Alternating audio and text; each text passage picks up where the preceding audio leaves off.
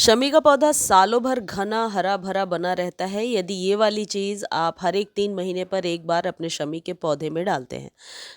शमी का पौधा काफ़ी शुभ होता है, घर में ज़रूर लगाना चाहिए और गमले में ये बहुत ही घना हो जाता है।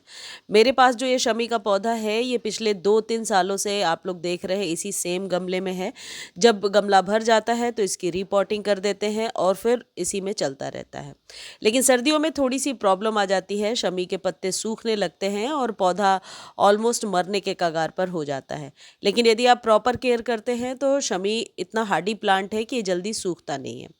देखिए मेरे पौधे की लास्ट टाइम जब कटिंग प्रूनिंग किया था वो वीडियो भी आप लोग के साथ शेयर किया था मैंने।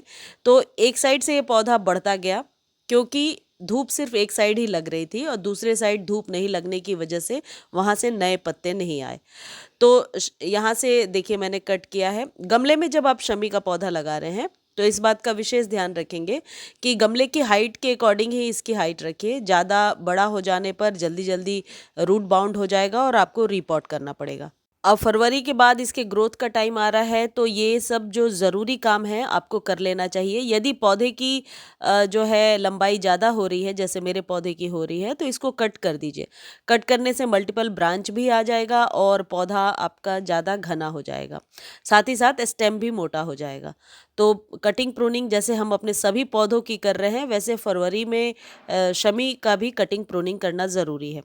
लेकिन आपको लगता है कि रूट बाउंड हो रहा है तो अच्छी वेल ड्रेन सॉइल बना करके आप इस पौधे को रीपॉट कर दीजिए। शमी के लिए यदि आप मिट्टी तैयार कर रहे हैं तो इस बात का विशेष ध्यान रखिए कि 50% यदि आप गार्डन सॉइल ले रहे हैं तो उसमें 30% कंपोस्ट और सैंड मिला सकते हैं।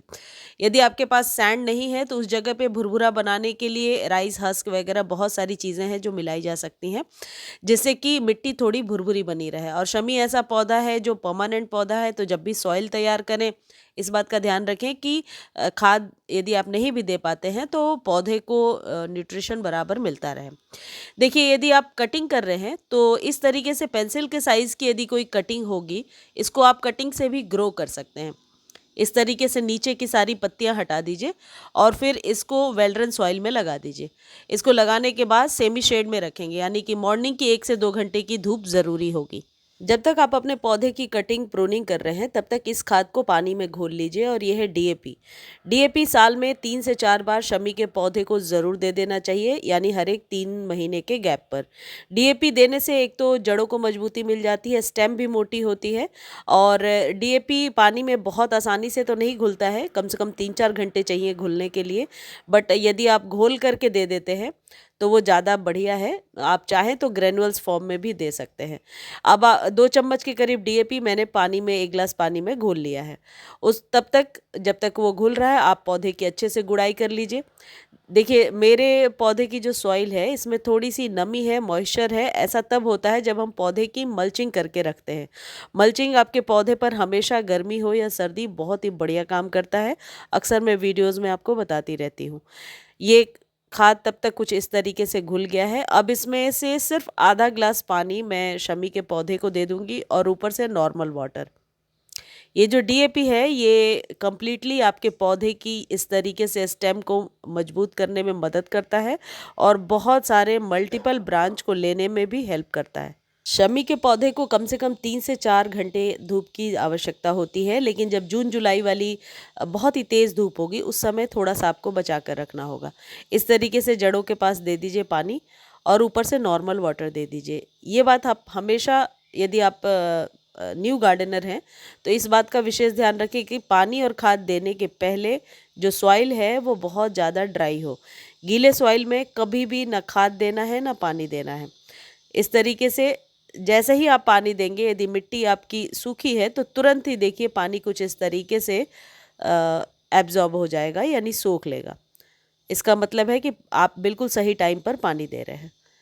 तो ये बस 3-4 काम ही शमी पर करना है, जिससे कि आप देखेंगे कि शमी का पौधा बहुत ही ज़्यादा घना हो गया, मल्टीपल ब्रांचेस निकाल रहा है।